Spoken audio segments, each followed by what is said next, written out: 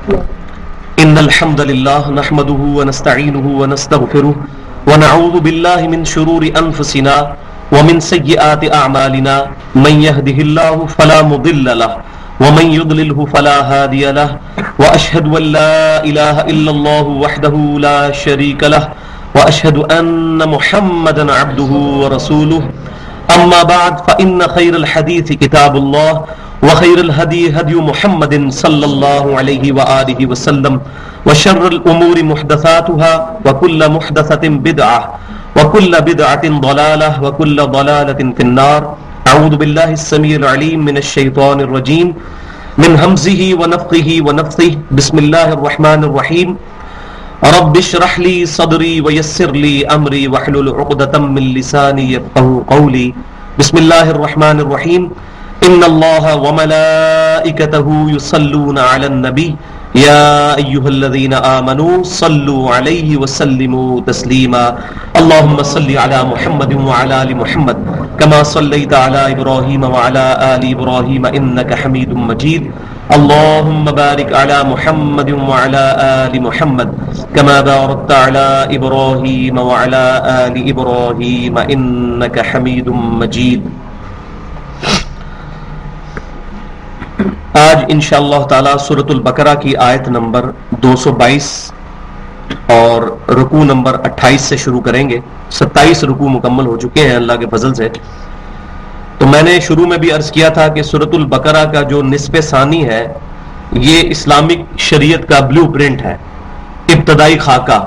پوری اسلامک شریعت کا ابتدائی خاکہ سورۃ البقرہ کے 20 رکوع، جو ٹوٹل 40 رکوع ہیں، جو 20 رکوع ہے اس کے دوسرے والے 20، یہ پوری اسلامی شریعت کا بلو پرنٹ ہے. ابتدائی خاکہ سورۃ البقرہ میں آئے گا، پھر اس کے جو تعمیلی احکام ہیں وہ سورۃ المائدہ میں آئیں گے، جس میں پھر وہ شورى آفاق آیت بھی آئے گی، الیوم اکملت لکم دینکم واتممت علیکم نعمتی ورضیت لکم الاسلام دینا. اے محبوب صلی اللہ علیہ وسلم، ہم نے آج کے دن تم پر اپنی نعمت تمام کر دی اور اس دین کو تمہارے لیے مکمل کر دیا اور اسلام کو ایز اے دین تمہارے لیے پسند کیا. یہ نبی صلی اللہ علیہ وسلم پر آیت مبارکہ جو ہے وہ حجۃ الوداع کے موقع پر 10 ہجری کے اندر 9 ذی الحجہ جمعے کے دن نازل ہوئی.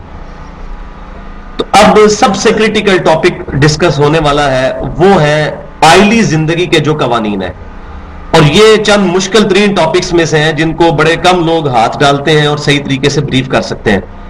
اس میں نکاح کی امپورٹنس، اسی طریقے سے عورتوں کے مخصوص ایام کے متعلق، اور بالخصوص تقریباً 3 رکوع طلاق کے احکام کے اوپر ہے، کیونکہ تمدن کی جڑ جو کٹتی ہے وہ میاں بیوی کے تعلقات خراب ہونے سے. کسی بھی معاشرے کے اندر انارکی پھیلے گی تو اس وجہ سے کہ میاں بیوی کے تعلقات خراب ہوں گے، اور ظاہر ہے کہ ایک خاندان میاں بیوی اور بچوں سے وجود میں آتا ہے. میاں بیوی کے درمیان اگر علیحدگی ہوگی ایک خاندان تباہ ہوگا، اور اگر اسی طرح چین ریئیکشن شروع ہو جائے جس طرح کہ آج کل یورپ میں اور امریکہ کے اندر ہو رہا ہے، تو پھر معاشرے میں انارکی پھیل جائے گی.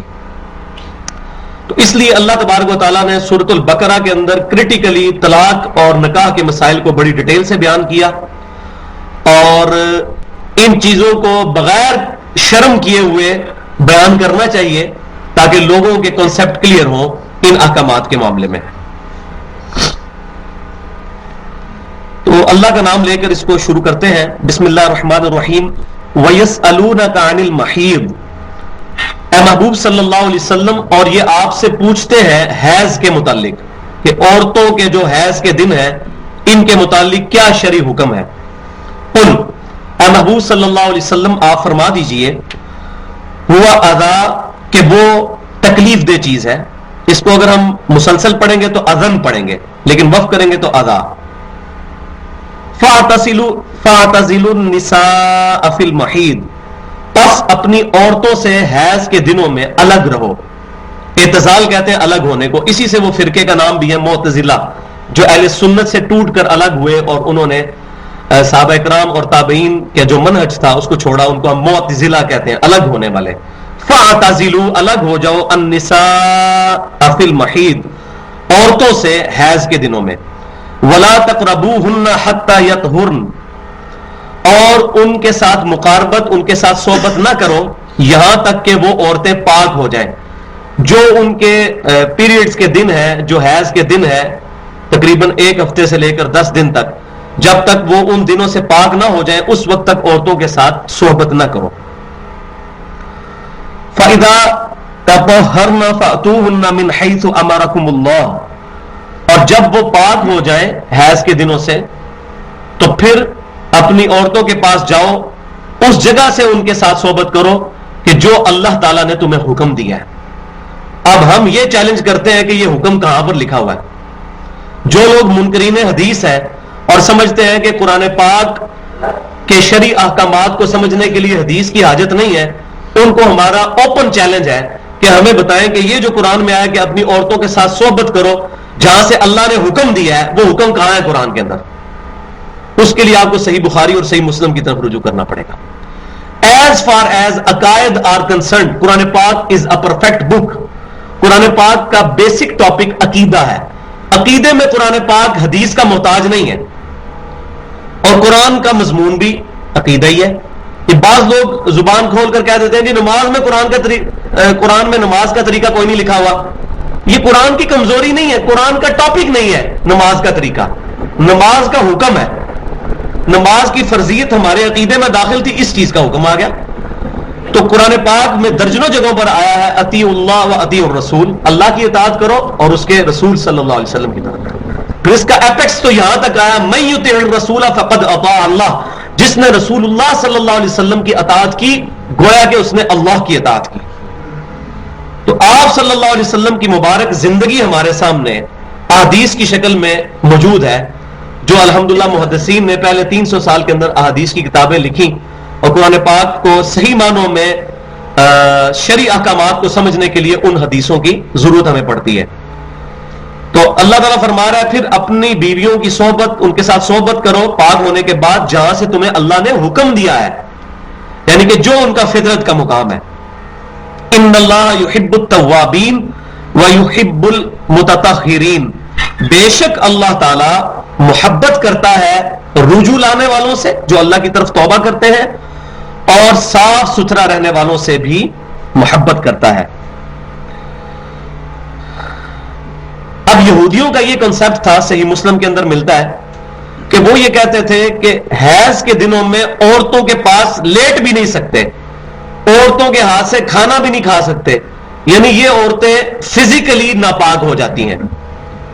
جبکہ اسلام نے یہ کنسپٹ دیا کہ چاہے کسی پر غسل فرض ہو یا کوئی حیض کے دنوں میں ہو، وہ فزیکلی ناپاک نہیں ہوتا، وہ شرعی حکم کے اعتبار سے ناپاک ہوتا ہے. جیسے بخاری اور مسلم میں موجود ہے حدیث، سیدنا ابو ہریرہ رضی اللہ تعالیٰ عنہ پر غسل فرض تھا تو نبی صلی اللہ علیہ وسلم کی مجلس میں حاضر نہیں ہوئے، تو ان کا یا رسول اللہ علیہ وسلم میں تو ناپاک تھا اس لیے میں آپ کے قریب نہیں آیا. تو آپ نے فرمایا مومن کبھی ناپاک نہیں ہوتا. نماز کے اعتبار سے ہماری جو حکمی نجاستیں ہیں وہ ہم نے دور کرنی ہے، وضو اور غسل، کپڑوں کا پاک ہونا، یہ حقیقی نجاستیں نہیں ہیں. اب جس بندے کا وضو نہیں کیا وہ ناپاک ہے؟ ہاں، نماز کے لیے وہ ناپاک ہے، اور وہ فزیکلی ناپاکی نہیں ہے بلکہ انٹلیکچوئل ناپاکی ہے، ذہنی سطح کی ناپاکی ہے، روحانی ناپاکی ہے. وہ واقعتاً وہ ناپاکی نہیں ہے وضو اور غسل. تو جس پر غسل فرض ہے وہ ناپاک نہیں ہو جاتا فزیکلی، ہاں روحانی اعتبار سے ہوتا ہے. اس کو غسل اتارنے کا طریقہ موجود ہے، وہ سورۃ المائدہ کے اندر آئے گا، وضو کا اور غسل کا طریقہ، کمپلیٹ احکامات جو ہیں وہ شریعت کے وہاں پر آئیں گے. تو یہودیوں کا یہ کنسپٹ تھا، صحیح مسلم میں ملتا ہے، کہ وہ اپنی عورتوں سے حیض کے دنوں میں اس قدر الگ ہو جاتے تھے، نہ ان کے ہاتھ سے کوئی چیز لینی ہے، نہ ان کے پاس بیٹھنا ہے، کہ یہ تو ناپاک ہو گئی ہیں. تو اسلام نے اس کنسپٹ کو غلط قرار دیا. تو اسلام نے کہا کہ ان کے قریب نہیں جانا مقاربت کے اعتبار سے، یعنی میاں بیوی کے جو تعلقات ہیں جنسی سیکس کے پوائنٹ آف ویو سے اس کو اسٹیبلش نہیں کر سکتے، باقی جو ہے وہ اس میں کوئی حرج نہیں ہے. صحیح بخاری اور مسلم کی متفق علیہ حدیث ہے کہ نبی صلی اللہ علیہ وسلم، حضرت عائشہ کہتی ہیں کہ آپ صلی اللہ علیہ وسلم میرے حیض کے دنوں میں بھی میرے ساتھ مباشرت فرماتے تھے. اچھا، اب کچھ منکرین حدیث نے اس حدیث کو لیا، دیکھو جی یہ بخاری میں حدیث لکھی ہے کہ نبی صلی اللہ علیہ وسلم حیض کے دنوں میں مباشرت کرتے تھے اور قرآن میں تو منع ہے. تو مباشرت لغوی معنوں میں ہے، حقیقی معنوں میں نہیں. مباشرت عربی زبان میں قریب ہونے کو بھی کہتے ہیں، یعنی نبی صلی اللہ علیہ وسلم، اور پوری حدیث پڑھتے کوئی نہیں ظالم. اس حدیث میں حضرت عائشہ کہتی ہیں کہ نبی صلی اللہ علیہ وسلم میرے جو ناف سے لے کر گھٹنوں تک کپڑا باندھ لیتے تھے اور باقی جسم کے حصے سے میرے ساتھ جو ہے مقاربت کرتے تھے. یعنی وہ فزیکلی صحبت نہیں جو میاں بیوی, یعنی ساتھ لیٹنا. اور یہ آپ نے کیوں تعلیم فرمایا؟ تاکہ وہ کنسپٹ غلط کہ جو عورت ناپاک ہو جاتی ہے, پلید ہو جاتی ہے حیض کے دنوں میں, وہ کنسپٹ جو ہے اس کو ڈینائی کیا جائے کہ وہ روحانی نجاست ہے, فزیکلی کوئی نجاست نہیں ہے کہ اس سے نفرت کی جائے. تو یہ میں نے شرعی مسئلہ بھی یہاں پر بتا دیا. تو اب یہاں پر جو آیا حیث امرکم اللہ, اپنی بیویوں کے پاس وہاں سے آؤ جہاں سے اللہ تعالیٰ کا حکم ہے, تو اس سے مراد ہے کہ ان کے آگے کے مقام سے. لواطت کرنا مرد کا مرد کے ساتھ یا مرد کا عورت کے ساتھ یہ ہر صورت میں حرام ہے. لیکن یہ میں نے بتایا یہ حدیث میں ملتا ہے کہ نبی صلی اللہ علیہ وسلم نے عورتوں سے پیچھے کے مقام سے صحبت کرنے کو منع فرمایا. نساؤکم حرث لکم, تمہاری بیویاں تمہاری کھیتیاں ہیں. فأتوا حرثکم انا شئتم, تو اپنی کھیت میں آؤ جہاں سے تم چاہو. وقدموا لانفسکم, اور اپنے لیے آگے بھلائی بھیجو. تمہاری بیویاں تمہاری کھیتیاں ہیں. جیسا کہ کھیت میں بیج بویا جاتا ہے اور وہاں سے فصل نکلتی ہے اور انسان اس فصل سے نفع اٹھاتا ہے, بالکل اسی طرح مردوں کے لیے عورتیں ان کی کھیتیاں ہیں.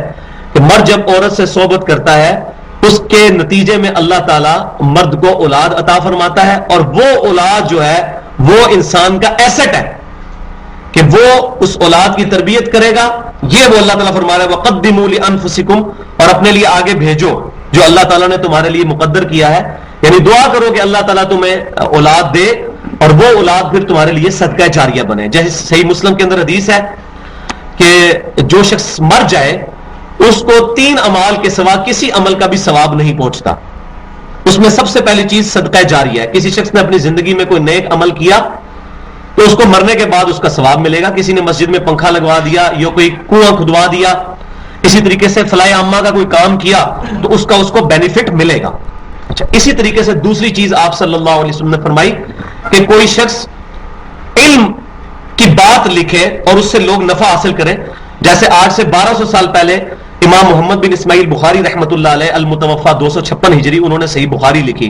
قیامت تک جب تک صحیح بخاری پڑھی جائے گی سیدنا امام بخاری رحمہ اللہ کو اس کا ثواب پہنچے گا, کیونکہ یہ ان کی ایفرٹ تھی, یہ ان کا اپنا عمل تھا. اور تیسرا فرمایا کہ نیک اولاد, نیک اولاد کا کوئی بھی عمل ہو نیک, اس کا آٹومیٹکلی ثواب ماں باپ کو مل جاتا ہے, چاہے وہ زندہ ہوں یا مر چکے ہوں. بخشنا کوئی نہیں ہوتا, خود بخود پہنچتا ہے, کیونکہ اولاد انویسٹمنٹ ہے اپنے ماں باپ کی, اولاد کی تربیت کی. جیسے سنن ابن ماجہ میں صحیح حدیث ہے تو اور تیرا مال سب تیرے باپ کا ہے. تو باپ نے ایفرٹ کر کے اولاد کی تربیت کی تو اب وہ اولاد جو نیک اعمال کرے گی آٹومیٹکلی ثواب ماں باپ کو ملے گا. اولاد بہت بڑی انویسٹمنٹ ہے. اسی لیے مومنین کو یہ دعا تلقین کی گئی ہے, ربنا ہب لنا من ازواجنا وذریاتنا قرۃ اعین واجعلنا للمتقین اماما, سورۃ الفرقان میں, کہ میرے بندے مجھ سے یہ دعا کرتے ہیں کہ اے اللہ ہماری بیویوں اور ہماری اولاد میں ہماری آنکھوں کی ٹھنڈک بنا دے اور ہمیں پرہیزگار لوگوں کا امام بنا, یعنی ہماری اولاد میں سب پرہیزگار لوگ پیدا ہوں. تو اللہ تبارک و تعالیٰ نے اولاد کو ایک ایسا ایسٹ بنایا ہے کہ جس کی وجہ سے ماں باپ کو زندگی میں بھی اور مرنے کے بعد بھی نفع پہنچتا ہے. تو اس سے یہ بھی بات پتہ چلی کہ شادی کا اور عورت سے صحبت کا جو سب سے اولین مقصد ہے, ٹاپ پرائرٹی ہے, وہ ہے نیک اولاد کا حصول.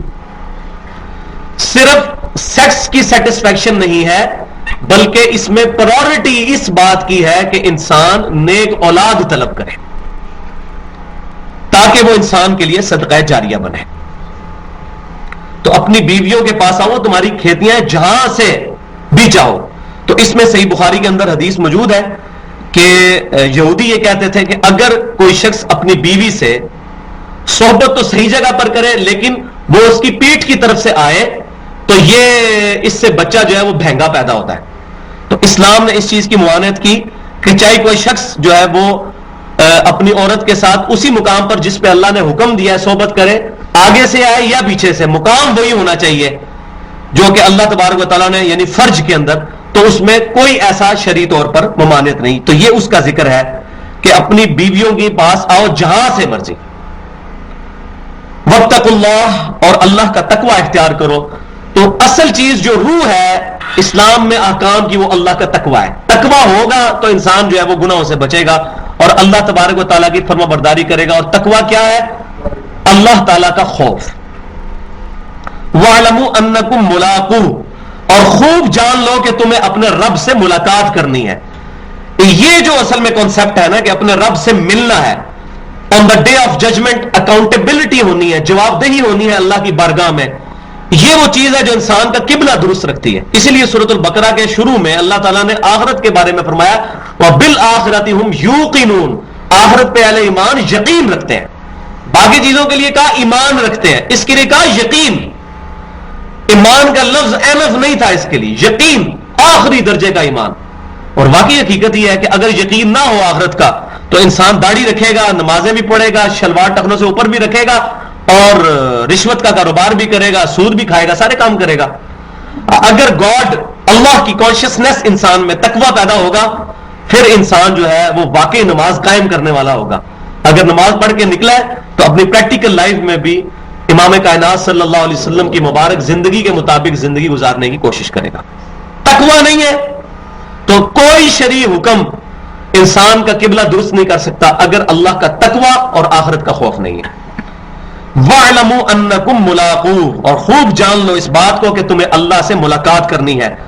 وَبَشِّرِ الْمُؤْمِنِينَ، اور اے محبوب صلی اللہ علیہ وسلم خوشخبری دے دیں ایمان والوں کو جو واقعی اللہ پر یقین رکھتے ہوئے گناہوں سے بچتے ہیں، نیک اعمال کو اڈاپٹ کرتے ہیں، اپنا اوڑھنا بچھونا. ان صلاتی و نسکی و محیایا و مماتی للہ رب العالمین، بے شک میری نماز، میری قربانی، میرا جینا، میرا مرنا میرے اللہ کے لیے ہے جو تمام جہانوں کا پالنے والا ہے. جنہوں نے اپنا اوڑھنا بچھونا اللہ کو بنا لیا ان کے لیے خوشخبری ہے.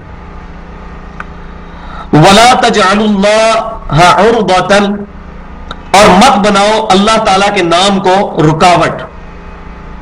لِأَيْمَانِكُمْ، کہ اس کی قسم کھا کر ان تبروا وتتقوا وتصلحوا بین الناس، کہ تم نیکی سے اور پرہیزگاری کے کاموں میں سے اور لوگوں کے درمیان صلح کرانے سے باز آ جاؤ، اس بنیاد پر کہ اللہ تعالیٰ کے نام کو تم قسم میں ڈھال بنا لو. مثلا کوئی شخص کے کسی کے ساتھ اس کا معاملہ ہوا، اس بندے نے زیادتی کر دی، پھر اس بندے نے قسم کھا لی کہ اللہ کی قسم آئندہ سے میں تیرے معاملے میں بولوں گا بھی نہیں کبھی، جا بے شک تیرا نقصان ہوتا رہے. تو اللہ تعالیٰ فرما رہا ہے اس چیز کی تمہیں قطعاً اجازت نہیں ہے کہ اللہ کی قسم اٹھا کر تم نیکی اور پرہیزگاری اور لوگوں میں صلح کروانے کے کاموں سے پیچھے ہٹ جاؤ. یعنی میں نے تو اب ان کے کام میں پڑھنا ہی نہیں ہے، جائیں باڑ میں. اس چیز کی اسلام میں اجازت نہیں ہے. اور یہ مضمون کھلے گا جا کے سورۃ النور میں، جب سیدنا ابوبکر صدیق رضی اللہ تعالیٰ عنہ پر ایک صحابی مستح رضی اللہ تعالیٰ عنہ نے غلطی سے وہ جو سیدہ عائشہ پر زنا کی تہمت لگی تھی اس تہمت لگانے والوں میں وہ بھی شامل ہو گئے، تو سیدنا ابوبکر صدیق نے قسم کھا لی کہ اللہ کی قسم میں اب اپنے بھتیجے کا جو خرچہ پانی بند کر دوں گا، اس نے میری بیٹی پہ تہمت کیوں لگائی. اس وقت وہاں پہ آیات نازل آئیں کہ سیدنا ابوبکر صدیق کو کہا گیا کہ آپ اللہ کی رضا کی خاطر اس کی خدمت کرتے تھے، اگر اس سے غلطی یہ ہوگی تو اس کا خرچہ پانی بند نہ کرو، تم نے تو جزا اللہ سے لینی ہے، اس سے تو نہیں لینی. تو یہاں بھی کہا جا رہا ہے کہ اپنی قسموں کو جو ہے وہ ڈھالنا بنا لو اس معاملے میں کہ میں کسی معاملے میں بولوں گا ہی نہیں، قسم توڑ دو اگر قسم اس طرح کی کوئی. اور نبی صلی اللہ علیہ وسلم کے بارے میں صحیح بخاری و مسلم میں آتا ہے، آپ صلی اللہ علیہ وسلم فرماتے ہیں کئی بار میں کسی معاملے میں قسم کھا لیتا ہوں لیکن جب مجھے بعد میں خیال آتا ہے کہ اب میرا قسم توڑنا بہتر ہے پھر میں اپنی قسم توڑ کے قسم کا کفارہ بھی ادا کر دیتا ہوں. وہ آگے سورۃ المائدہ میں جو تکمیلی احکامات میں آئے گا کہ وہ 10 مسکینوں کو کھانا کھلانا ہے، اور جو کھانا نہ کھلا سکے پھر وہ یا غلام آزاد کرے یا 10 مسکینوں کو کھانا کھلائے، اور اگر یہ بھی نہ استطاعت رکھتا ہو تو پھر مسلسل 3 روزے رکھے. وہ آگے چل گئے. تو وَلَا تَجْعَلُوا اللَّهَ عُرْضَةً، اللہ کے نام کی جو کو ڈھال مت بناؤ، لِأَيْمَانِكُمْ کہ تم اس کی قسم کھا بیٹھو، أَن تَبَرَّؤُوا وَتَتَّقُوا وَتُصْلِحُوا بَيْنَ النَّاسِ کہ تم نہیں کرو گے نیک کام اور پرہیزگاری کے کام، لوگوں کے درمیان صلح نہیں کرواؤ گے. اللہ کے نام کی قسم اس طرح کی مت کھاؤ. وَاللَّهُ السَّمِيعُ الْعَلِيمُ، اور بے شک اللہ تبارک و تعالی سننے والا علم والا ہے. لا يؤاخذكم الله باللغو في ايمانكم، اللہ تعالیٰ تمہاری لغو قسمیں جو ہیں ان کے اوپر تمہاری پکڑ نہیں کرے گا کبھی بھی. یہ کیوں کہا جا رہا ہے؟ عرب کے لوگوں کی عادت تھی کہ وہ بات بات پہ کہتے تھے واللہ تاللہ، ادھر بھی کئی لوگوں کی عادت ہے اللہ کی قسمیں اللہ کی قسمیں. تو اللہ تعالیٰ ہمارے یہ لغو قسمیں ہیں، ان کے اوپر تمہاری گرفت نہیں ہوگی، ان سے بھی بچنا چاہیے، لیکن اس سے وہ قسم ہو نہیں جاتی. کسی کا تقویہ کلام ہے، واللہ میں آج سے تمہیں نہیں ملوں گا، اب اس کی نیت نہیں تھی قسم کھانے کی، اس کے تقیہ کلام ہے، تو اللہ تعالیٰ فرماتا ہے اس پہ کوئی گرفت نہیں ہے. واللہ لا یؤاخذکم اللہ باللغو فی ایمانکم، اللہ تعالیٰ پکڑ نہیں کرے گا تمہاری لغو قسموں کے اوپر، ولکن یؤاخذکم بما کسبت قلوبکم، بلکہ اللہ تعالیٰ تمہاری ان قسموں پر گرفت کرے گا جس میں تم نے دلی طور پر واقعی قسم کی نیت سے واللہ کہا تھا، کیونکہ عربی میں واللہ کا مطلب ہے اللہ کی قسم. ابھی اردو زبان میں ہم نے کئی لوگوں کو دیکھا کہتے ہیں واللہ یار میں کام نہیں کرنا واللہ، تو اب عربی میں تو قسم ہوگی، لیکن انہوں نے دل سے تو قسم نہیں کسی نے کھائی. تو اس طریقے سے اگر کوئی قسم کھا لے تو پھر یہ ہے کہ وہ اگر قسم توڑتا ہے یا تو قسم کو پورا کرے، اگر قسم کو توڑتا ہے پھر کفارہ ادا کرے گا. تو قسم کسی ایسی چیز کی بھی یا نظر ایسی چیز کی بھی نہیں مان لینی چاہیے جو خلاف شرع ہو. مثال کے طور پر کسی بندے گھر اولاد نہیں ہو رہی اور اس نے یہ قسم کھا لی کہ یا نظر اس نے مان لی کہ میرے گھر اولاد ہوئی تو میں اس کے جو ہے نا وہ 1 سال تک بال نہیں کاٹوں گا، اور وہ لڑکا پیدا ہوا اور اس کی اتنی لمبی لٹ بن گئی. تو مرد کے لیے تو شولڈر سے نیچے بال رکھنا حرام ہے. صحیح بخاری میں حدیث ہے، اللہ کے نبی صلی اللہ علیہ وسلم نے ان عورتوں پر لعنت فرمائی ہے جو مردوں کی نقل کرتی ہیں. عورت کندھوں سے اوپر بال نہیں رکھ سکتی، مرد کندھوں سے نیچے بال نہیں رکھ سکتے. اور ان مردوں پر لعنت فرمائی ہے جو عورتوں کی نقل اتارتے ہیں. عورت بال کاٹ سکتی ہے، یہ کنسپٹ بالکل غلط ہے کہ عورت بال نہیں کاٹ سکتی. صحیح بخاری میں موجود ہے کہ نبی صلی اللہ علیہ وسلم کی وفات کے بعد امہات المومنین نے اپنے بال کٹوا دیے تھے. انہوں نے بس شولڈر تک، بس جس یہاں تک بال کر لیے تھے، کیونکہ بال حسن ہے. تو ان کا یہ موقف تھا کہ ہمارا خامن تو فوت ہو چکا اور ہم کسی اور کے لیے زینت کر نہیں سکتی، کیونکہ آپ صلی اللہ علیہ وسلم کی بیویاں جو امت کی مائیں ہیں. تو حضرت عائشہ نے بھی اپنے بال کٹوا دیے، باقی امہات المومنین نے بھی اپنے بال کٹوا کے چھوٹے چھوٹے کروا دیے تھے، لیکن یہ نہیں کہ شولڈر سے اوپر کر دیے تھے. تو عورت اتنے بال رکھ سکتی ہے. عورت کے بال کٹوانے میں ہاں مردوں کی مثل نہیں کر سکتی کہ وہ اس طریقے سے بال لوگوں نے یہ زلفیں رکھی ہوتی ہیں اور وہ شولڈر سے بھی نیچے جا رہی ہوتی ہیں اور وہ سمجھتے ہیں بہت نیکی کا کام کر رہے ہیں. یہ حرام ہے کہ مرد کے بال شولڈر سے نیچے جائیں، یہ بھی حرام. عورت کے بال شولڈر سے اوپر ہیں، یہ بھی حرام. شولڈر سے جسٹ نیچے ہو گئے عورت کے بال تو اب وہ حرام سے نکل گئی. اس طریقے سے مرد کے جسٹ اوپر ہو گئے تو وہ حرام سے نکل گئے. واللہ غفور حلیم، اللہ تعالیٰ معاف فرمانے والا اور حلم والا ہے. اب میں نے بتایا تھا جب بھی کوئی آیت کنکلوڈ ہوتی ہے وہاں اللہ کی جو صفات آتی ہیں وہ بڑی انٹلیکچوئل ہوتی ہیں. اللہ تعالیٰ ہمارا میں معاف کرنے والا بھی ہوں کہ تم سے جو غلطی میں لفظ باتیں نکل جاتی ہیں معاف کریں گے، اور حلیم بھی ہوں، اور میرا حلم بھی ہے کہ میں تمہیں ان غلط باتوں میں پکڑتا بھی نہیں ہوں. ورنہ اللہ تعالیٰ اگر چھوٹی چھوٹی بات پہ پکڑنا شروع کر دے تو کوئی بندہ نہیں بچ سکتا. یہ آگے جا کے سورہ فاطر میں آئے گا کہ اگر اللہ تعالیٰ تمہارے اعمال کی وجہ سے تم پر گرفت کرتا تو روئے زمین پر ایک بھی چلنے پھرنے والا نہ بچتا، سب کی پکڑ ہو جاتی. تو اللہ تعالیٰ حلم والا ہے، برداشت والا ہے، اور واقعی اللہ کی برداشت ہے کہ اللہ کی زمین کے اوپر اللہ تعالیٰ کی نافرمانیاں ہو رہی ہیں، اس کے محبوب صلی اللہ علیہ وسلم کی نافرمانیاں ہو رہی ہیں، قرآن اور سنت کا مذاق اڑایا جا رہا ہے، خصوصاً ہمارے اس ملک کے اندر بالخصوص. اور اللہ تعالیٰ کا حلم ہے. آج دیکھ لیں، آپ خبروں میں دیکھا ہوگا جاپان میں 2000 سے زیادہ لوگ مر چکے ہیں سونامی کی وجہ سے. آج کی رپورٹ ہے اور اس کی ویڈیوز بنی ہوئی ہیں کس طرح وہ اتنی ٹیکنالوجی والا ملک اور بلڈنگیں اس طرح صفایا ہوئی ہیں جیسے کوئی وائپر پھیر دیتا ہے. تو اللہ تعالیٰ کے لیے کوئی مسئلہ نہیں ہے کہ اللہ تعالیٰ ان نافرمانیوں کے سبب ہمارے ساتھ بھی یہ معاملہ کرے. یہ اس کا حلم ہے، اور واللہ اگر وہ کرے تو اس کا عدل ہے. ہم اللہ تعالیٰ سے اس کا عدل نہیں، اس کا رحم ہی مانگتے ہیں. اب ایک اور کریٹیکل مسئلہ ڈسکس ہونے لگا ہے، وہ ہے ایلہ کرنا. ایلہ بھی ایک ٹرمنالوجی ہے شریعت میں. اب میں نے بتایا طلاق حیض کے، پھر طلاق کے، اور اب یہ احکامات. ایلہ یہ ہے کہ کوئی شخص اس بات کی قسم کھا لے کہ میں 1 مہینے تک یا 1.5 مہینے تک یا 2 مہینے تک یا 40 دن تک اپنی بیوی سے صحبت نہیں کروں گا. اس کو کہا جاتا ہے ایلہ. اور یہ نبی صلی اللہ علیہ وسلم نے بھی اپنی بیویوں سے کیا تھا. جب سیدہ عائشہ رضی اللہ تعالیٰ عنہ اور سیدہ حفصہ نے، صحیح بخاری اور مسلم میں ہے، اور اس کا ذکر جو ہے وہ سورۃ الاحزاب میں بھی موجود ہے، لیکن اس کی پوری ڈیٹیل جو ہے وہ صحیح بخاری اور مسلم کے اندر ہے، کہ جب ان 2 امہات المومنین نے نبی صلی اللہ علیہ وسلم سے نان و نفقہ مانگنے میں تھوڑا سا آپ صلی اللہ علیہ وسلم کے ساتھ جو ہے وہ زبان ایسی استعمال کی کہ آپ صلی اللہ علیہ وسلم سے انہوں نے شد و مت کے ساتھ ڈیمانڈ کیا کہ آپ ہمارا خرچہ بڑھائیں.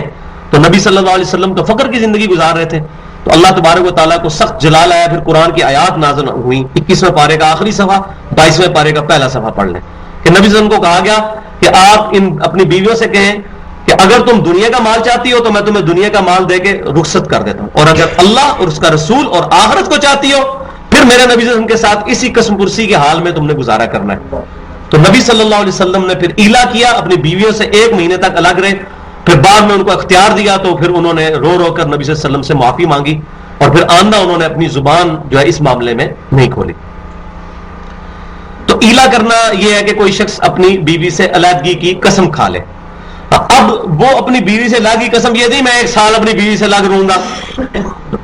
اپنی بیوی کو 1 سال کے لیے لٹکایا نہیں جا سکتا. زیادہ سے زیادہ 4 مہینے کی اجازت ہے ایلا کرنے کی، کہ کوئی شخص اپنی بیوی کو سزا دینے کے طور پہ یہ کہے کہ میں اپنی بیوی کے قریب نہیں جاؤں گا. اب ظاہر طلاق تو نہیں دی نا اس نے، تو وہ لٹکی ہوئی ہے، تو کتنے عرصے کے لیے لٹکا سکتے ہیں؟ 4 مہینے. اسی لیے سیدنا عمر رضی اللہ تعالیٰ عنہ نے یہ کنسپٹ جو ہے وہ اخذ کیا تھا اسی آیت کے تحت کہ کوئی بھی فوجی 4 مہینے سے زیادہ جو ہے وہ محاذ جنگ پہ نہیں رہے گا اپنی بیوی کو چھوڑ کے. 4 مہینے کے اندر وہ واپس ضرور آئے گا، کیونکہ اللہ تعالیٰ بھی فرما رہا ہے کہ اپنی بیویوں سے 4 مہینے زیادہ تم الگ نہیں رہ سکتے.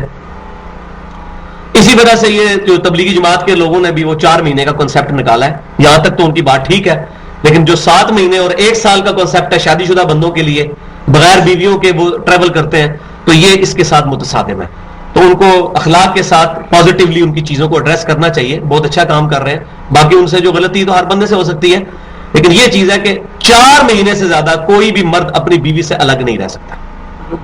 اسی طریقے سے جو لوگ دوسرے ملکوں میں چلے جاتے ہیں رزق کمانے کے لیے اور اس طرح کے معاملات میں کوئی بہت بڑا شرعی عذر ہو جائے وہ تو الگ بات ہے. ادروائز یا تو اپنی بیویوں کو ساتھ لے کے جائیں اور کوشش کریں وہاں ساتھ سیٹل کریں. اس طرح معاشرے میں پھر انارکی پھیلتی ہے. للذین یؤلون من نسائہم، تم میں سے جو کوئی اپنی بیویوں کے ساتھ ایلا کر بیٹھے، ایسی قسم کھا بیٹھے، تربص 4 اشہر، تو ان کی مہلت پھر 4 مہینے تک کے لیے. 4 مہینوں سے زیادہ اپنی بیوی سے لگ نہیں رہ سکتے کہ میں اپنی بیوی سے 5 مہینے لگ رہوں گا، ایسا نہیں. فَإِن فَاءُوا فَإِنَّ اللَّهَ غَفُورٌ رَحِيمٌ، پھر اگر وہ رجوع کر لیں اس مدت کے اندر تو اللہ تبارک و تعالیٰ معاف کرنے والا ہے اور رحم کرنے والا ہے.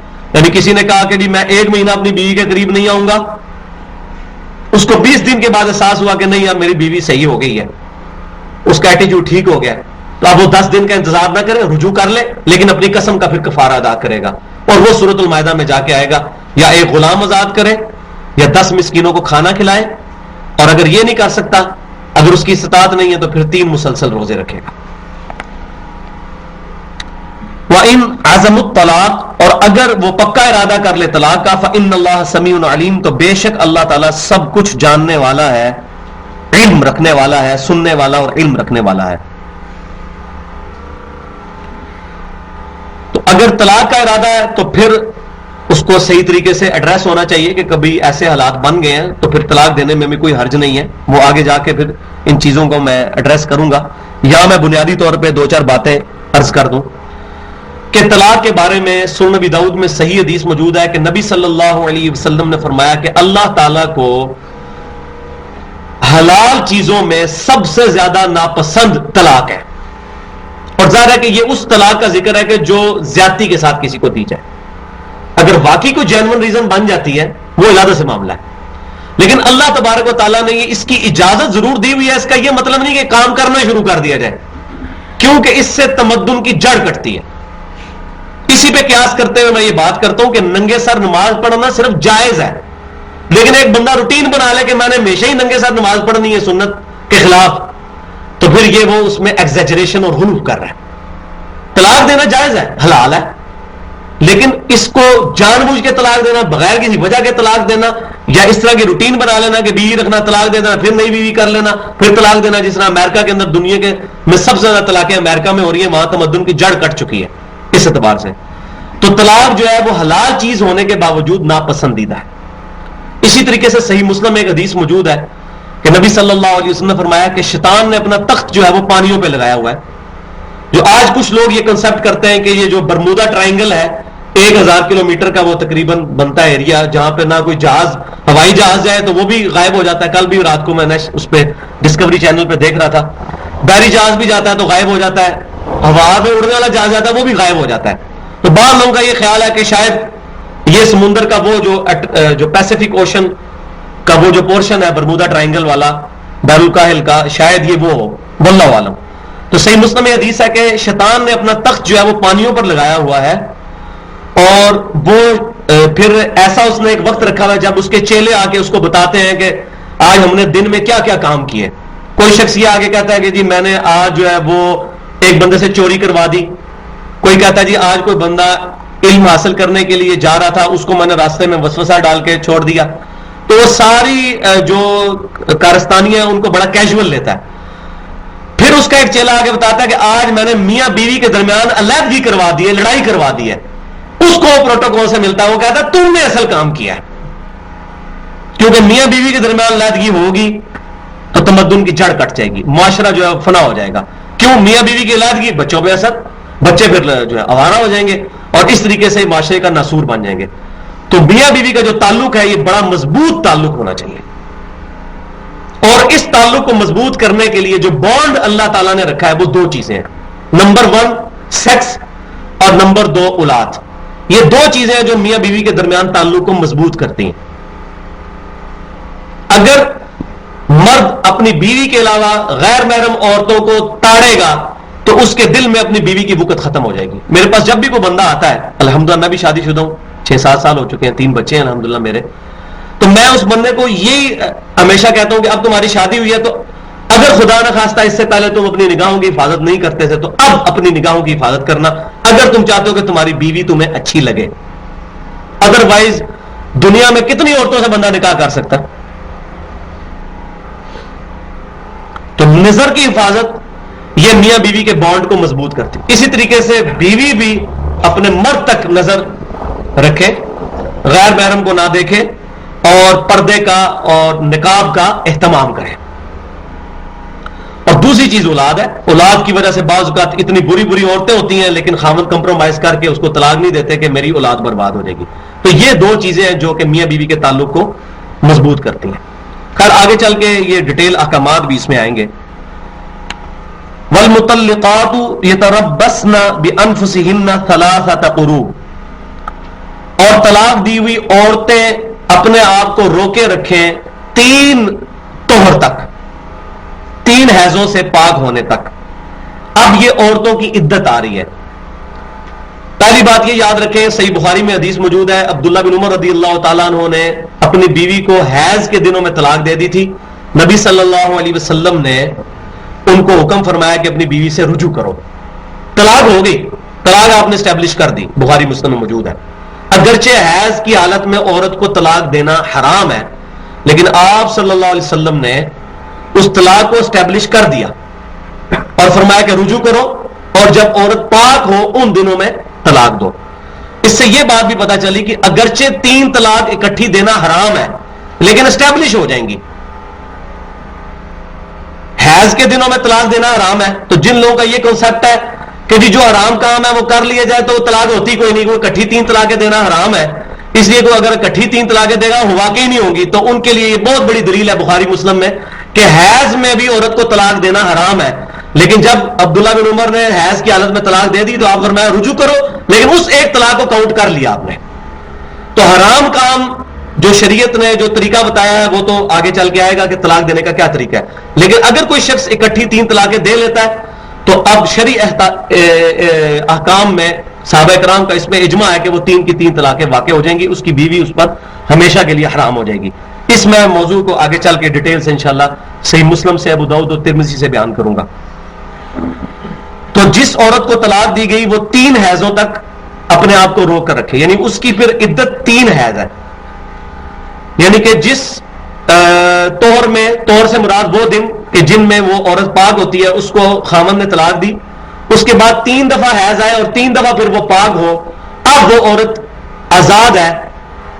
اگر تو 3 طلاقیں دی تھی کٹھی تو وہ اب اپنے پچھلے خاوند کی طرف نہیں جا سکتی, لیکن اگر 1 طلاق دی تھی تو ان 3 قروء کے اندر, 3 طہر کے اندر اندر خاوند چاہے تو اپنی بیوی سے رجوع کر سکتا ہے.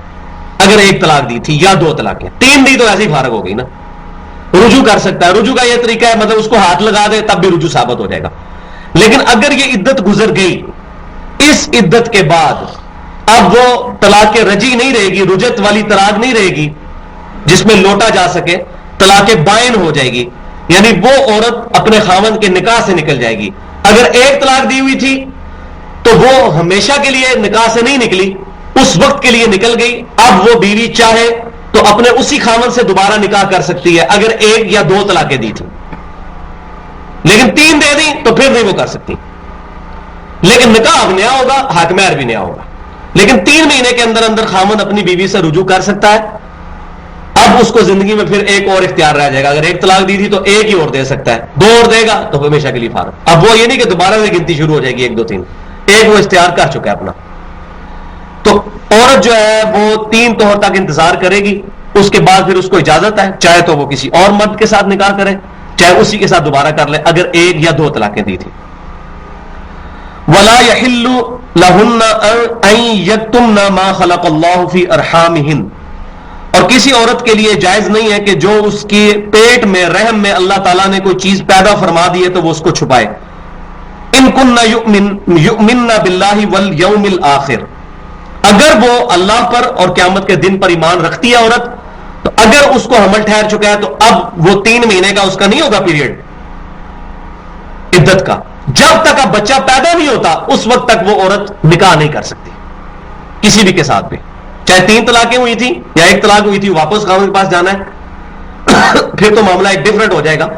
لیکن اگر عورت کو حمل ٹھہر چکا, اب وہ کہ جی میں 3 مہینے تک انتظار کروں گی, کوئی قرآن میں 3 مہینے لکھا نہیں, قرآن پاک میں 3 اس صورت میں ہے کہ جب حمل نہ ٹھہرا ہو.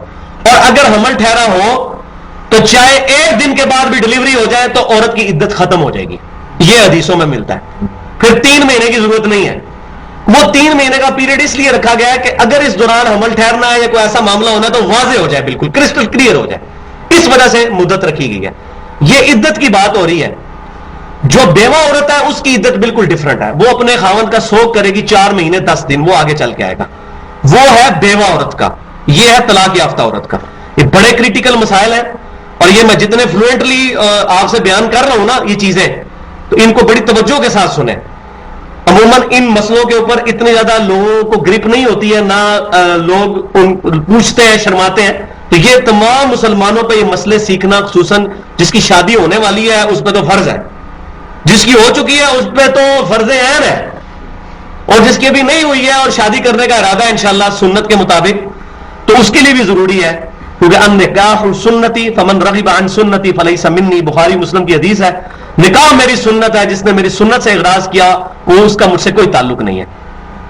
تو یہ مسائل سیکھنے ہیں.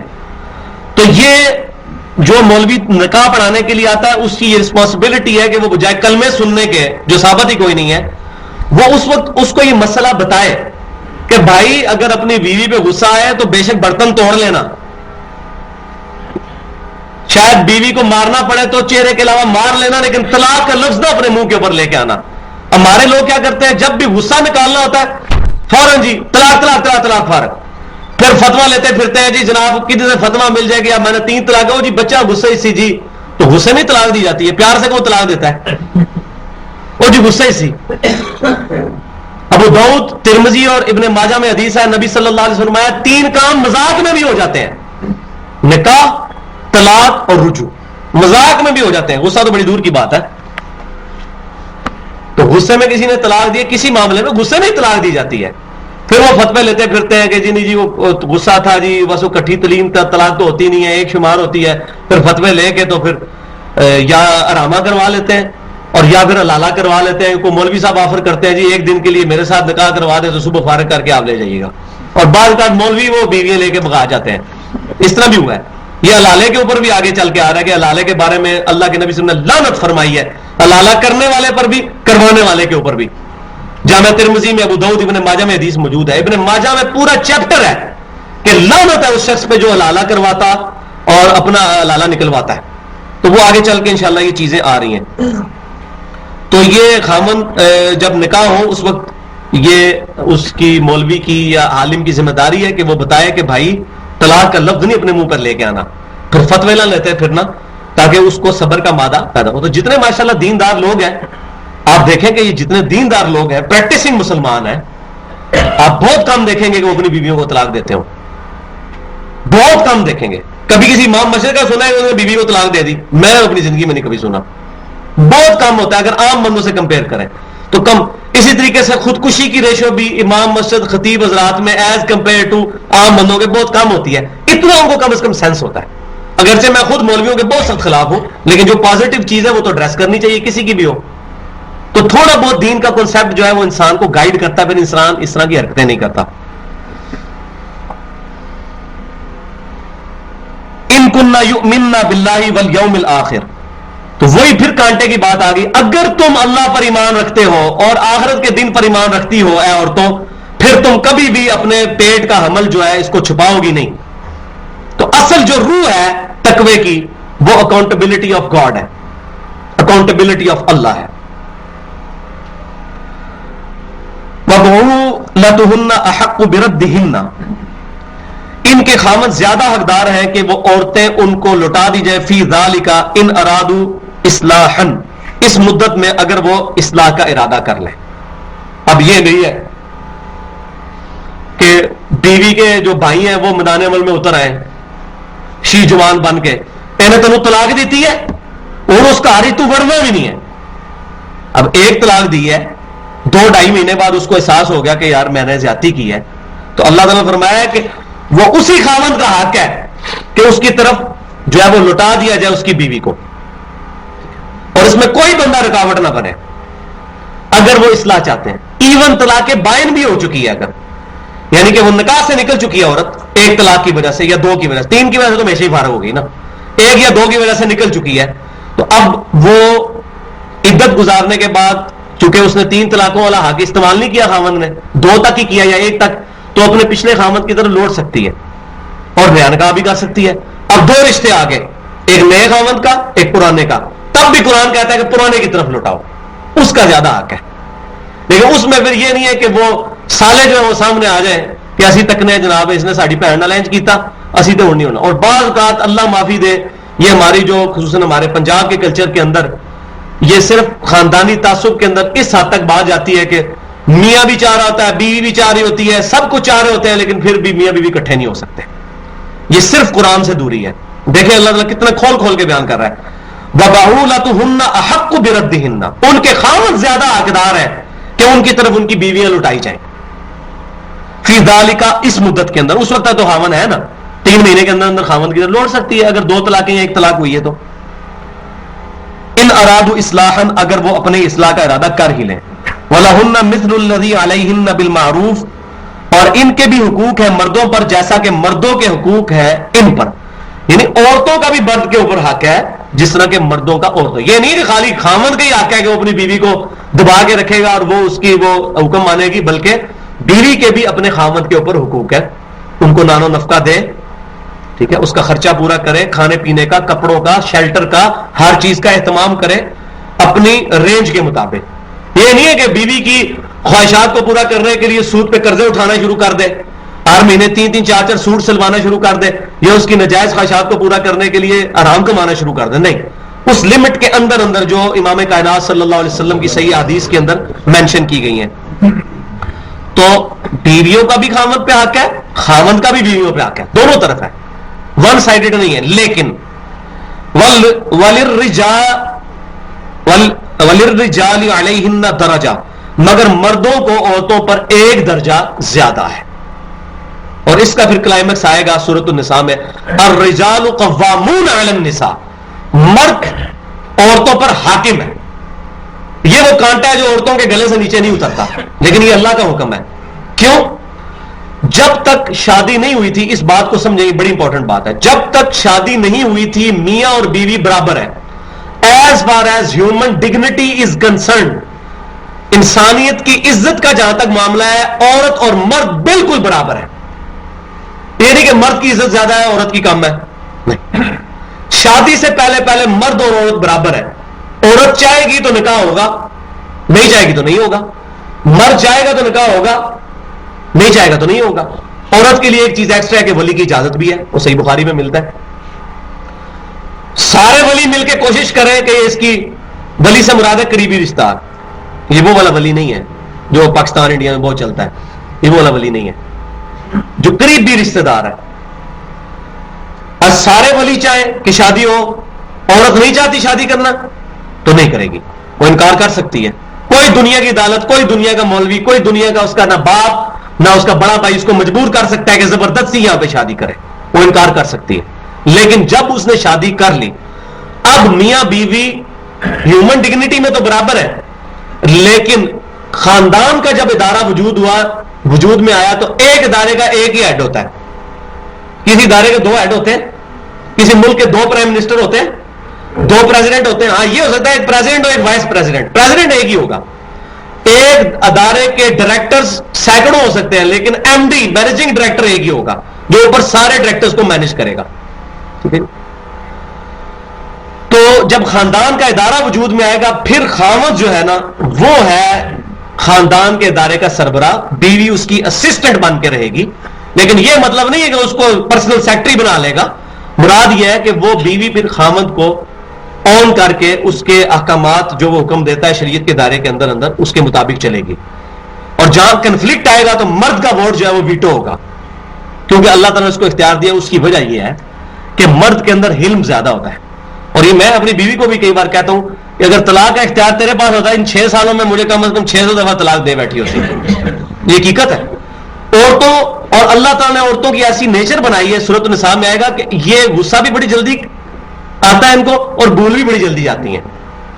اسی لیے جو ہے ایک مرد کے برابر 2 عورتوں کی گواہی ہے, کیونکہ عورتوں کا جو یاداشت ہے وہ تھوڑی کم ہوتی ہے, اور وہ فوراً, یہ اللہ تعالیٰ نے ان کا سیفٹی والو رکھا ہوا ہے دماغ کے اندر کہ وہ اپنے ساتھ زیادتی کو فوراً بلا دیتی ہیں. مرد تو بڑا کھوری ہوتا ہے نا, تو اس لیے اللہ تعالیٰ نے مرد کو اختیار دیا ہے.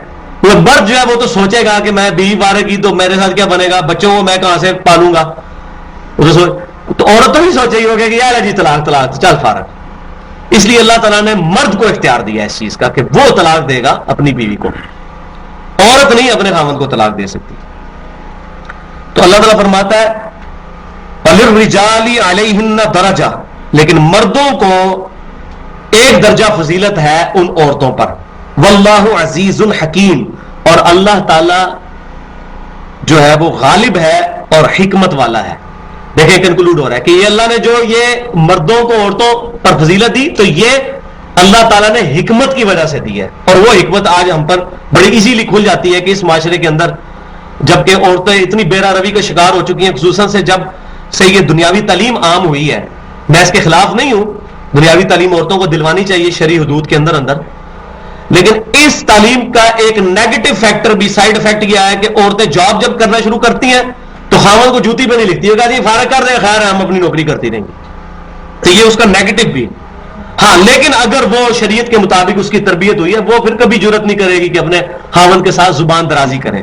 اور یہ بخاری مسلم میں حدیث موجود ہے کہ میں نے اپنی امت کی عورتوں کو کثرت کے ساتھ دوزخ میں دیکھا ہے, کیونکہ یہ اپنے خاوندوں پر زبان درازیاں کرتی ہیں. اس وجہ سے کتنی عورتیں دوزخ میں جائیں گی اپنے خاوندوں کی نافرمانی کرنے کی وجہ سے.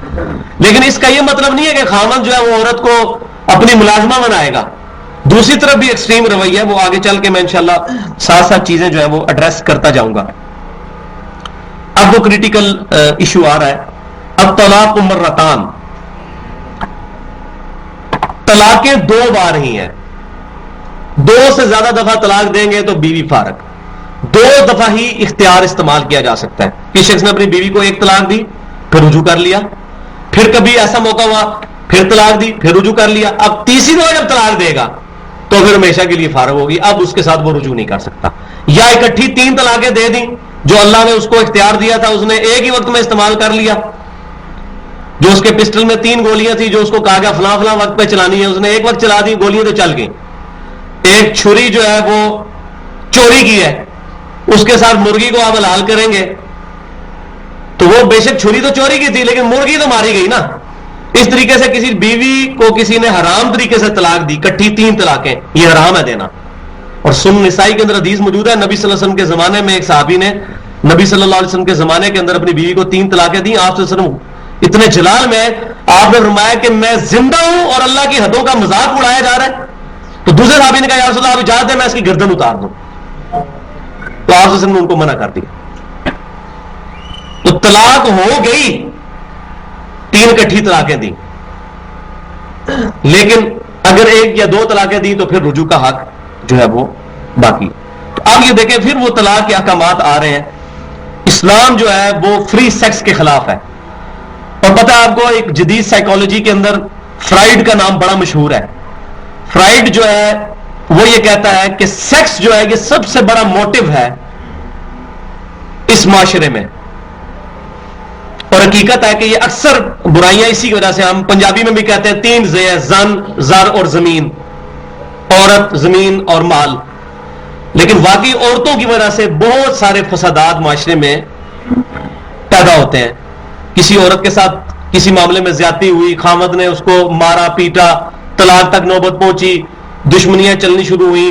اسی طریقے سے کسی لڑکے نے کسی لڑکی کو چھیڑ دیا, اس کے گھر انہوں نے اس کی پٹائی کی, انہوں نے آگے ان کو گولیاں چلا دی, اور یہ سارے کے سارے معاشرے میں, ہمارے معاشرے میں یہ ساری چیزیں عام ہیں. لہذا اللہ تبارک و تعالیٰ ان چیزوں کو کھول کھول کے آئلی قوانین کو جو ہے وہ بیان فرما رہا ہے. اور طلاق کا جو کنسپٹ اسلام نے اجازت دی, کیونکہ عیسائیت کے اندر طلاق دینا حرام ہے, اسی لیے وہاں کنسپٹ جو ہے وہ نکاح کا ختم ہو گیا کہ طلاق تو آپ دے ہی نہیں سکتے. ٹھیک ہے جی. عورت جو ہے وہ, اسی لیے آپ انگلینڈ میں دیکھیں گے وہ اگر طلاق دے دے تو آدھی دولت بیوی لے جاتی مفت و مفتی. اس طرح کے قوانین بنے ہوئے ہیں. اسلام میں یہ نہیں ہے کہ طلاق دینا حرام ہے یا یہ کوئی گناہ کا کام ہے. اگر کوئی ایسے معاملات بن جاتے ہیں کہ میاں بیوی نہیں چل سکتے, تو یہ نہیں ہے اولاد کو خراب کریں اور وہ ان کی عادتیں نہیں ملتی اور چلتے ہی جائے یہ سلسلہ. تو طلاق کا اللہ تبارک و تعالیٰ نے اختیار دیا ہے. اس طریقے سے عورت کو بھی اختیار ہے کہ وہ خلا لے سکتی ہے اپنے خاوند سے اگر وہ اس کے ساتھ نہیں نبھری. ہاں, اگر دنیا میں کوئی شخص کسی کو زیادتی کے ساتھ طلاق دیتا ہے پھر اس کا معاملہ قیامت والے دن ہوگا. دنیا میں ظاہر طلاق اسٹیبلش ہو جائے گی. تو ہم لوگ جو اپنے معاشرے میں جائز حقوق عورتوں کے, ہم ان کو بھی نہیں دیتے. اس وجہ سے آج جو یورپ کے معاشرے کی جلغار ہے ہمارے معاشرے پہ, اس کی وجہ سے عورتیں جو ہیں اس کا حصہ بن کے وہ کہتی ہیں مرد اور عورت ساتھ ساتھ شانہ بشانہ چلیں گے. بھائی مرد اور عورت ساتھ ساتھ چلیں گے سائیکل کے پہیوں کی طرح. سائیکل کا اگلا پہیا اگلے حصے میں چل رہا ہے, پچھلا پچھلے میں. اب جو آگے چل رہا ہے وہ مرد ہے ڈرائیور, اب پچھلا پہیا کہ میں نے آگے آگے چلنا ہے, تو سائیکل تو نہیں چل سکتی نا. تو ہر پہیے نے اپنی جگہ پہ چلنا ہے, ساتھ ساتھ چلنا ہے. عورت نے 4 دیواری کے اندر, مرد نے گھر سے باہر. تو لیکن اگر خدا نخواستہ ایسی صورتحال بن جائے تو پھر طلاق میں بھی کوئی ایسا اسلام کے اندر نہیں ہے. ہندوؤں کے اندر طلاق دینا جو ہے وہ حرام سمجھا جاتا ہے. اس طریقے سے عیسائیت کے اندر بھی جو ٹیمپرڈ فارم میں موجود ہے. اب طلاق مرتان, طلاق 2 ہی مرتبہ ہے. فَإِمْسَاكُمْ بِمَعْرُوفٍ أَوْ تَسْرِيحٌ بِإِحْسَان, پھر اس کے بعد یا تو معروف طریقے پہ اپنی بیوی کو اپنے پاس رکھ لیا جائے یا احسان کر کے اس کو بھی چھوڑ دیا جائے. 2 ہی کام ہو سکتے ہیں, یا تو پھر ہمیشہ کے لیے بیوی کو ساتھ رکھے 2 طلاقیں کر دی ہیں تو, اور یا اگر چھوڑ تو پھر پکا تیسری طلاق دے کے بھی چھوڑ دے. لیکن یہ اس طرح نہ کرے کہ اس کو لٹکا کے رکھے. وَلَا يَحِلُّ لَكُمْ أَن تَأْخُذُوا مِمَّا آتَيْتُمُوهُنَّ شَيْئًا إِلَّا أَن يَخَافَا, اور کسی کے لیے جائز نہیں ہے تمہارے لیے کہ لو تم اس میں سے جو تم نے دیا ہے ان کو مال وغیرہ, بجوز اس کے الا ان یخافا اللہ یقیم حدود اللہ, کہ تم اللہ کی حدود کو قائم نہیں رکھ سکو گے. فان خفتم اللہ یقیم حدود اللہ, اور اگر تمہیں یہ یقین ہو جائے کہ تم اللہ کی حدوں کو قائم نہیں رکھ سکو گے, یعنی میاں بیوی کا ریلیشن شپ پھر نہیں چل سکے گا. پھر اگر علیحدگی ہوتی ہے تو پھر وہ اگر عورت لے رہی ہے علیحدگی تو اس کو پھر اپنے خاوند کو مال دینا پڑے گا کچھ, اور اگر مرد اپنی عورت کو فارغ کر رہا ہے پھر اس کو حق مہر بھی دینا پڑے گا. لیکن یہ حلال نہیں ہے کہ تم جو ہے وہ ان سے مال لینا شروع کر دو, ابھی تمہارا علیحدگی کا بھی ارادہ نہیں ہے, اور خام خائی کہ جی میرا وہ تو میں نے تمہیں اس وقت گفٹ کیا تھا پہلی اینیورسری کے اوپر واپس کر, ناراضگی ہو گئی یا اس طرح کا مسئلہ ہو گیا تھا, اس طریقے سے نہیں. فَإِنْ خِفْتُمْ أَلَّا يُقِيمَ حُدُودَ اللَّهِ, اور اگر تمہیں یہ خطرہ ہو جائے کہ تم اللہ تعالیٰ کی حدوں کو یعنی نکاح کے معاملے کو چلا نہیں سکو گے, فلا جناح علیہما فی مفتدت بہ, تو پھر کوئی حرج نہیں کہ عورت کچھ فدیہ دے کر اپنے خاوند سے جان چھڑا لے. کوئی معروف طریقے پہ وہ کہے گا ٹھیک ہے میں اب تمہارے ساتھ رہنا نہیں چاہتی تو میں تمہیں کچھ فدیہ دے کے تو تم سے جان چھڑا لیتی ہوں.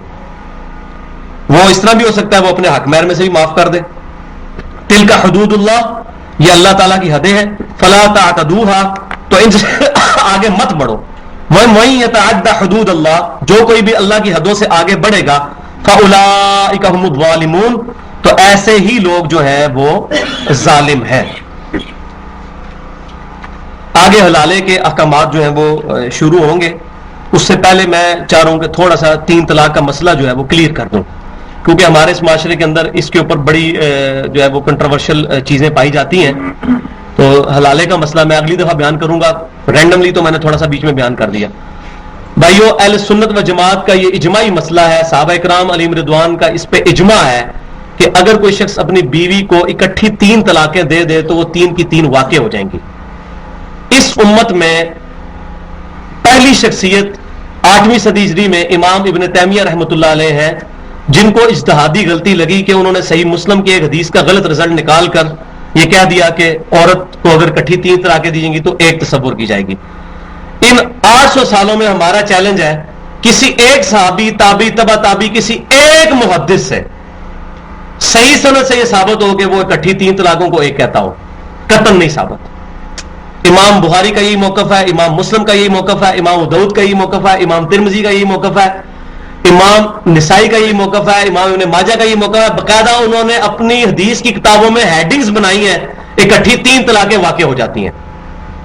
اچھا، اب اس میں پیرلل میں ایک بات یہ ہے کہ اکٹھی 3 طلاقیں اگرچہ دینا یہ حرام ہے، ابھی ہم پڑھ چکے ہیں کہ 3 توہر تک انتظار کرنا ہے۔ 1 طلاق دے، 3 توہر کے بعد ویسے ہی بیوی فارغ ہو جاتی ہے، وہ چاہے تو آپ سے نکاح کرے دوبارہ یا کسی اور سے کرے، 3 طلاقیں تو دینے کی ضرورت نہیں۔ لیکن اگر کسی نے اکٹھی 3 طلاقیں دے دی تو یہ اللہ نے اس کو اختیار دیا تھا کہ وہ 1 طلاق کے بعد 3 مہینے انتظار کرتا، لیکن اس نے اپنا اختیار استعمال کر لیا، اب اس کو سزا بھگتنی پڑے گی، اس کی بیوی اس سے ہمیشہ کے لیے فارغ ہو گئی، اب دوبارہ اس عورت کے ساتھ نکاح نہیں ہو سکتا۔ اب وہ حدیث جس کا غلط کنسپٹ امت کے اندر آیا 8ویں صدی ہجری کے اندر، وہ حدیث صحیح مسلم کے اندر موجود ہے طلاق کے چیپٹر میں، کہ سیدنا ابن عباس رضی اللہ تعالیٰ عنہ کہتے ہیں کہ نبی صلی اللہ علیہ وسلم کے زمانے میں، سیدنا ابوبکر صدیق رضی اللہ تعالیٰ عنہ کے زمانے میں، اور سیدنا عمر فاروق رضی اللہ تعالیٰ عنہ کے زمانے کے پہلے 2 یا 3 سال تک اگر کوئی شخص اپنی بیوی کو 3 طلاقیں دیتا تھا تو وہ 1 شمار کی جاتی تھی۔ پھر سیدنا عمر فاروق رضی اللہ تعالیٰ عنہ نے کہا کہ لوگوں کو جس معاملے میں اختیار دیا گیا تھا انہوں نے اس کی غلط انٹرپریٹیشن شروع کر دی ہے، اب جو کوئی شخص اپنی بیوی کو اکٹھی 3 طلاقیں دے گا تو وہ 3 میں شمار کروں گا۔ اچھا، صحابہ کرام کا اس پہ اجماع ہو گیا۔ اب جو لوگ یہ کہتے ہیں کہ نبی صلی اللہ علیہ وسلم کے مبارک زمانے میں سیدنا ابوبکر سیدنا عمر کے زمانے میں 3 ایک تصور کی جاتی تھی، تو سیدنا عمر نے یہ سیاسی ڈیسیژن لیا، اس لیے اگر آج کوئی 3 طلاقوں کو 1 شمار کرے تو وہ نبی صلی اللہ علیہ وسلم، ابوبکر اور عمر رضی اللہ تعالیٰ عنہم کے ابتدائی زمانے کے مطابق فتویٰ دے رہا ہوگا۔ بھائیو، یہ حدیث سے جو بندہ جاہل ہے حدیث کے علم سے، وہ یہ بات کرے گا، کیونکہ یہی حدیث سنن نسائی میں موجود ہے۔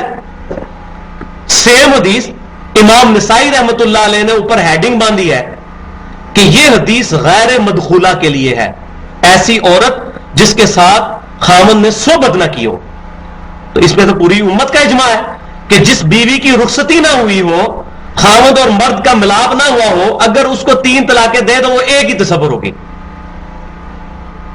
جس عورت کی رخصتی ہو چکی، میاں بیوی مقاربت کر چکے، آپ 3 طلاقیں دیں گے تو 3 شمار ہو جائیں گے۔ تو امام نسائی رحمۃ اللہ نے باقاعدہ ہیڈنگ بنائی ہے۔ دوسرا، اس حدیث کے راوی ہیں ابن عباس رضی اللہ تعالیٰ عنہ۔ ابن عباس رضی اللہ تعالیٰ عنہ سے بڑھ کر اس حدیث کا مطلب کوئی نہیں تھا جانتا۔ سنن ابی داؤد کھولیں، چیپٹر نکالیں طلاق کا، اس میں حدیث موجود ہے کہ ابن عباس رضی اللہ تعالیٰ عنہ کے پاس ایک شخص آیا، اس نے کہا میں نے اپنی بیوی کو اکٹھی 3 طلاقیں دے دی ہیں، تو آپ بتائیں میرے لیے کہ میں اب اپنی بیوی کی طرف رجوع کرنا چاہتا ہوں۔ تو وہاں تابعی بیٹھے تھے، انہوں نے کہا کہ ابن عباس اس کو کہہ دیں گے اکٹھی 3 دی ہیں تو 1 ہی ہوئی ہے، جا رجوع کر لے۔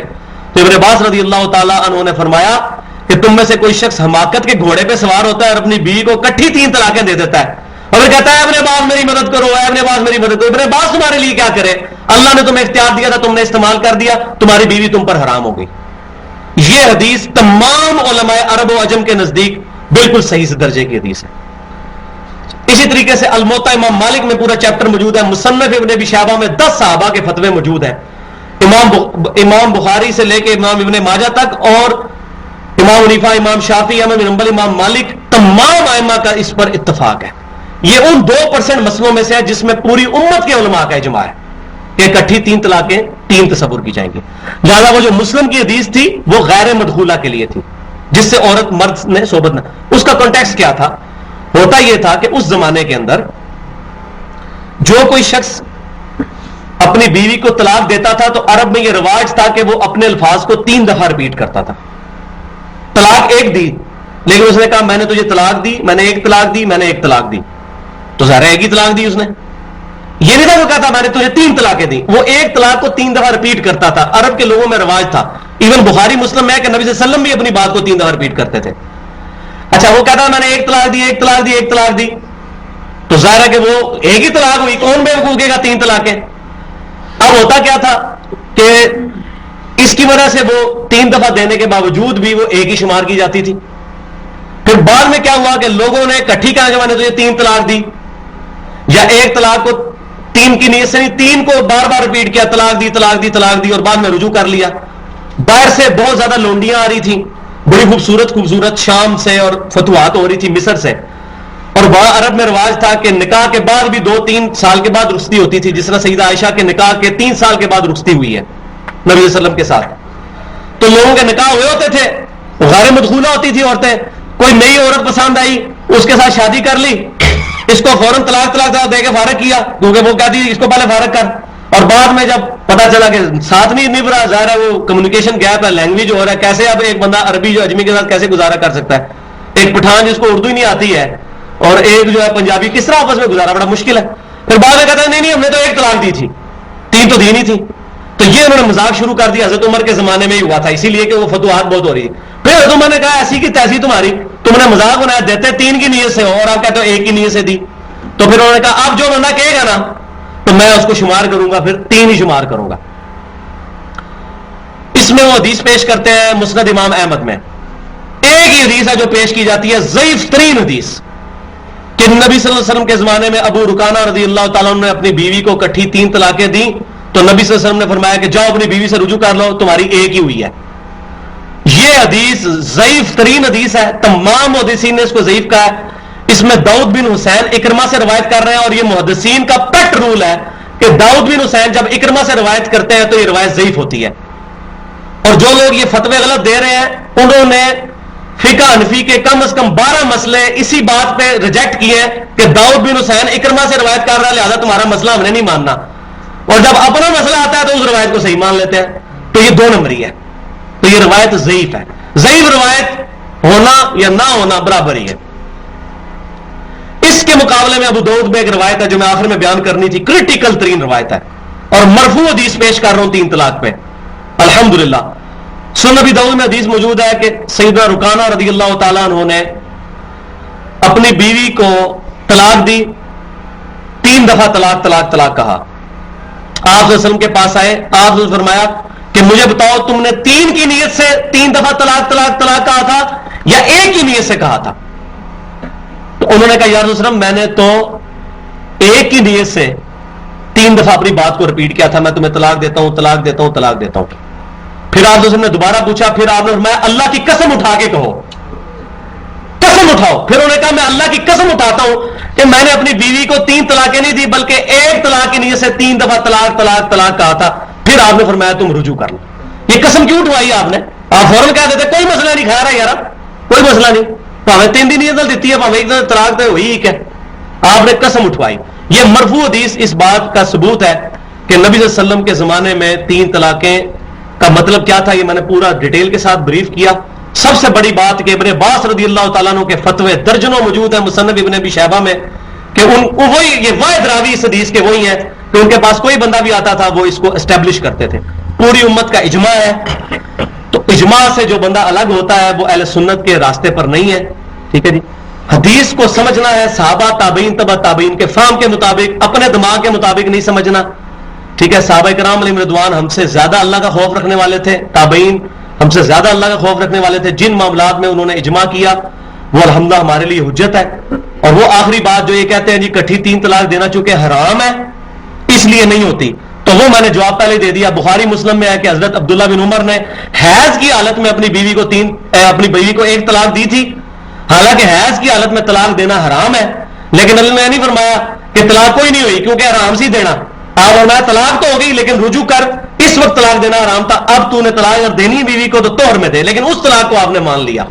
तो लिहाजा ये जिन लोगों का कॉन्सेप्ट है ये बिल्कुल गलत है, और इस मामले में मतलब माशरे के अंदर ये चीजें पाई जाती हैं, और बाद लोग इस तरह की हरकतें करते हैं, और कता नजर इसके वो किस मकबा फिक्र से ताल्लुक रखते हैं। मैंने तमाम मुकाबले फिक्र बरेलवी देवबंदी अहले हदीस के लोगों को देखा है कि जब उनके साथ कोई ऐसा मामला पड़ता है तो वो ऐसे मौलवियों के पास चले जाते हैं कि जो इस किस्म के फतवे देते हैं। ठीक है, तो ऐसी बात नहीं है। अल्हम्दुलिल्लाह बरेलवी देवबंदी और अहले हदीस के भी जो मुहक्किक उलमा है सबका इस पे इत्तफाक है कि एक वक्त में 3 तलाकें 3 ही तसव्वुर की जाएंगी उस औरत के लिए जिससे मर्द सोहबत कर चुका है। तो मैंने ये मसला जो है वो इंसाफ समझा कि इसको खोल के बयान करूं, ताकि ना लोग हरामा करवाएं कि 3 तलाकें हो चुकी हैं आप गलत फतवे देना शुरू कर दें, ये हराम है। और एक अलाला है, अलाला ये है कि जी एक दिन के लिए किसी और खामन से शादी करवा दो, फिर वो तलाक दे देगा और फिर तुम दोबारा उससे शादी कर लेना। वो आगे चल के जार आएगा कि वो हलाला किस सूरत में, नेचुरल हलाला अगर हो जाए, किसी बीवी को उसके खामन ने छोड़ दिया, फिर उस बीवी ने किसी और खामन से शादी की, बाई चांस वो भी बेचारा मर गया या उसने भी तलाक दे दी बाई चांस, अब वो वापस आ सकती है। ये नेचुरल हलाला है, ये तो हलाल है। लेकिन प्री प्लान हलाला ये मुता है, ये हराम है। इसको मिसाल से समझे, कोई शख्स भूल कर पूरी प्लेट बिरयानी की खा ले रोजे में, रोजा टूट जाएगा, और जानबूझ के एक दाना भी निकल ले टूट जाएगा। क्यों? कि उसको पता था। तो हलाला जो जानबूझ के करवाता है, तो सुन नबी दाऊद तिरमिजी इब्न माजा में हदीस मौजूद है, नबी से फरमाया कि अल्लाह की लानत है उसके ऊपर जो हलाला करवाता है या हलाला निकलवाता है। अल्लाह ताला हम इससे महफूज रखे। सुब्हानक अल्लाहुम्मा व बिहम्दिका अशहदु अल्ला इलाहा इल्ला अंता अस्तगफिरुका व अतूबु इलैक व मा अलैना इल्लल बलागुल मुबीन।